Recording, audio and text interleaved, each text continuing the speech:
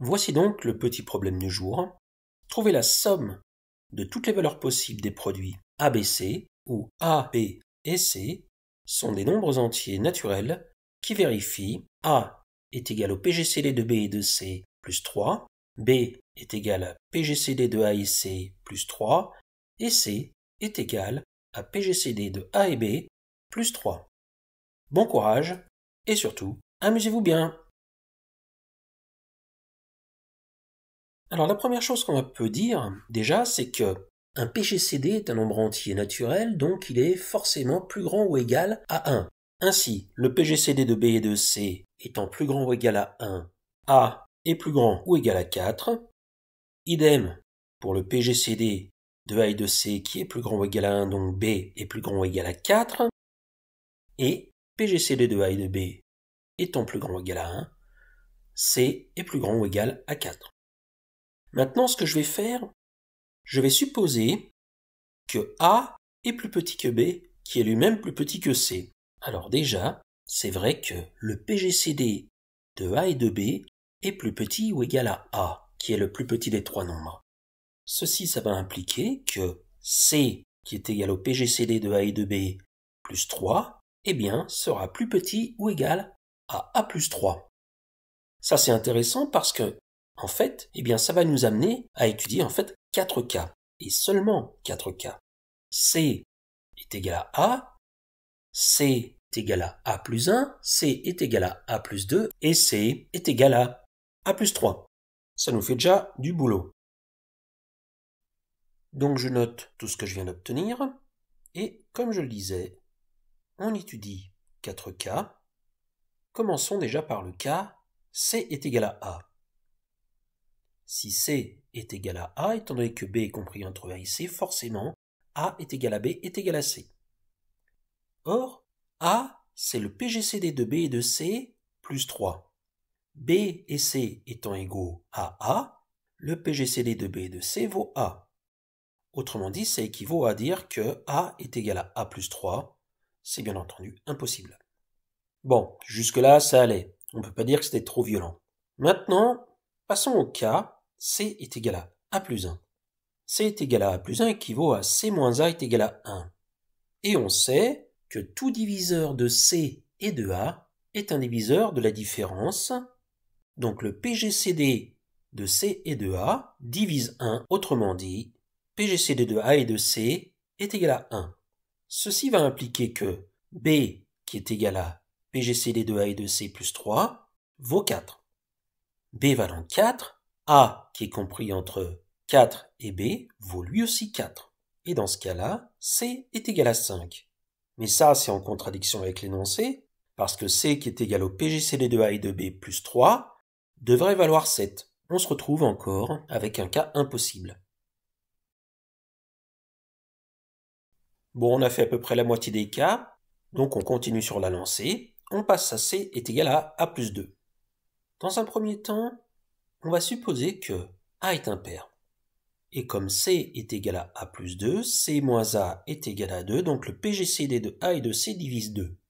Or, A est impair, donc le PGCD de A et de C vaut forcément 1. Et B, qui est égal à PGCD de A et de C plus 3, vaut 4. Finalement, A est égal à 4, et C, qui est égal à PGCD de A et de B plus 3, vaut 7. C'est contradictoire avec l'hypothèse de départ parce que on suppose que C est égal à A plus 2. Pas A plus 3. Donc ça va peut-être mieux se passer si A est pair. Voyons voir. C, qui est égal à A plus 2, est lui aussi pair, donc. Ainsi, A moins C étant égal à 2, le PGCD de A et de C divise 2, et comme A et C sont pairs, le PGCD de A et de C vaut 2. Ainsi, B, qui est égal au PGCD de A et de C, plus 3, vaut 5.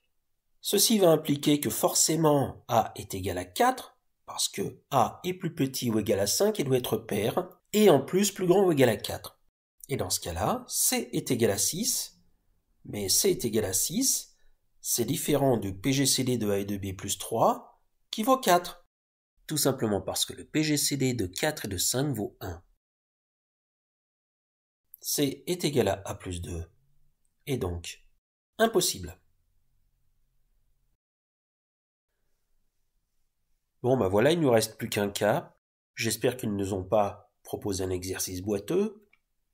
Mais connaissant la réputation des gars de Stanford, ça m'étonnerait. Donc C est égal à A plus 3. Dans ces cas-là, comme tout à l'heure, C moins A est égal à 3, ce qui signifie que le PGCD de A et de C vaut 3 ou le PGCD de A et de C vaut 1, parce que le PGCD de A et de C doit diviser 3. Alors on commence par PGCD de A et de C vaut 3. Ceci va impliquer que B, qui est le PGCD de A et de C, plus 3 vaut 6. Mais on sait que le PGCD de A et de B divisant B est égal à 6. Et bien dans ces cas-là, ce PGCD doit valoir 1, 2, 3 ou 6. Supposons que le PGCD de A et de B vaut 1, C est égal à 4, 1 plus 3. Ceci est impossible, tout simplement parce que 4 moins 3 est égal à 1, qui est inférieur à 4. Et si maintenant le PGCD de A et de B vaut 2, alors C, quant à lui, vaut 2 plus 3, c'est-à-dire 5. Autrement dit, A est égal à 2, et ceci c'est absolument impossible, parce que A, B et C sont plus grands ou égaux à 4. Alors c'est vrai que ça commence à ressembler un peu à la Bérésina, mais bon, faut pas perdre espoir. On passe à PGCD de A et de B, qui vaut 3. Dans ce cas-là, C est égal au PGCD de A et de B plus 3, c'est-à-dire 6. A est égal à 3, toujours la même chose, donc impossible. Et si PGCD de A et de B vaut 6, dans ce cas-là, C est égal à 6 plus 3, 9. Et A vaut 9 moins 3, 6. Et ça marche. Tout simplement parce que le PGCD de 9 et de 6 valant 3, A est bien égal à 3 plus 3, 6.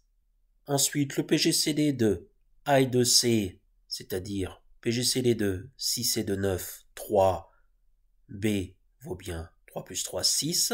Et C, PGCD de 6 et de 6 vaut 6 plus 3, 9. Donc, on est bon. Ah, quand même.